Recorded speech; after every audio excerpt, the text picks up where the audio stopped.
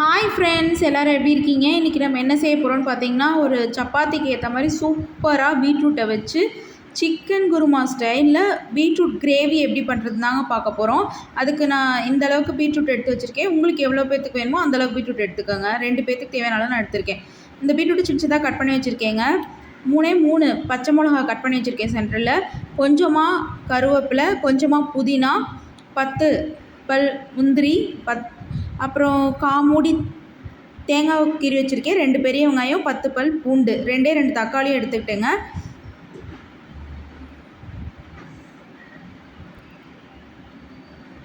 கறி லீவ்ஸும் இந்த மாதிரி புதினாவும் கொஞ்சமாக எடுத்துட்டிங்கன்னா போதும்.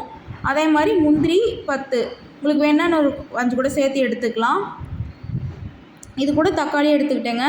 அதே மாதிரி பட்டாணியை நைட்டே ஊற வச்சுட்டேன். இது நல்லா ஊறி வந்துருச்சு. ஒரு கையளவு எடுத்துக்கிட்டேங்க.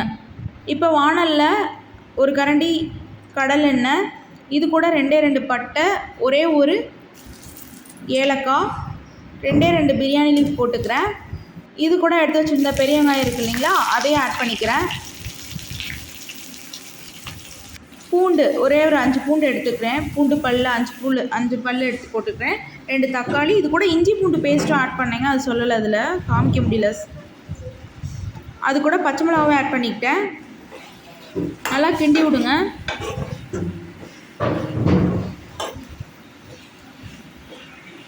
யூஸ்வலாக எப்பயுமே பிள்ளைங்களுக்கு இந்த மாதிரி குருமா அந்த மாதிரி செஞ்சு தரதுல அப்பப்போ டிஃப்ரெண்ட்டாக இந்த மாதிரி செஞ்சு கொடுங்க. கண்டிப்பாக எல்லாருமே நல்லா சாப்பிடுவாங்க மிச்சம் வைக்காமல். இது கூட புதினாவே ஆட் பண்ணிக்கிட்டேன் ஒரு கையளவுக்கு. ஓரளவுக்கு கோல்டன் ப்ரௌன் வெங்காயம் வந்ததுக்கப்புறம் நம்ம எடுத்து வச்சுருந்த பீட்ரூட் இருக்குது இல்லைங்களா, கட் பண்ணி வச்சுருந்தது, அதை ஆட் பண்ணிக்கிறேன். பட்டாணியும் ஆட் பண்ணிக்கிறேன். பீட்ரூட்டை ரொம்ப பெருசாக கட் பண்ணிடாதீங்க, நல்லா இருக்காது. ரொம்ப சின்னமாகவும் கட் பண்ணிடாதீங்க. தேவையான அளவுக்கு கல்லுப்பு ஆட் பண்ணிக்கிறேன். இது கூட நம்ம எடுத்து வச்சுருந்தோம் இல்லைங்களா கருவேப்பிலை, அதையும் ஆட் பண்ணிக்கிறேன். இது கூட காரத்துக்கு மிளகாத்தூள், சக்தி சில்லி பவுடர் தான் நான் யூஸ் பண்ணுறேன். உங்கள்கிட்ட என்ன தூள் இருக்கோ அதை யூஸ் பண்ணிக்கோங்க. இதில் ஒரு 2 ஸ்பூன் அளவுக்கு ஆட் பண்ணிக்கோங்க. 1 ஸ்பூன் தனியாத்தூள் ஆட் பண்ணிக்கோங்க. தனியாத்தூள் ஆட் பண்ணி நல்லா ஒரு கிண்டி விடுங்க. இப்போ இந்த பீட்ரூட் வேகிறதுக்காக சின்ன டம்ளரில் ஒரு 4 டம்ளர் தண்ணி ஆட் பண்ணிக்கோங்க. இப்போ மிக்ஸி ஜாரில் அரைக்கிறதெல்லாம் அரைச்சிக்கலாங்க. காமூடி கீறி வச்சுருக்கு இல்லைங்களா, அந்த தேங்காய், ஒரு 2 பல் பூண்டு, அந்த 10 முந்திரி கழுவி எடுத்து வச்சுருக்கேன், அதையும் ஆட் பண்ணிக்கலாம்.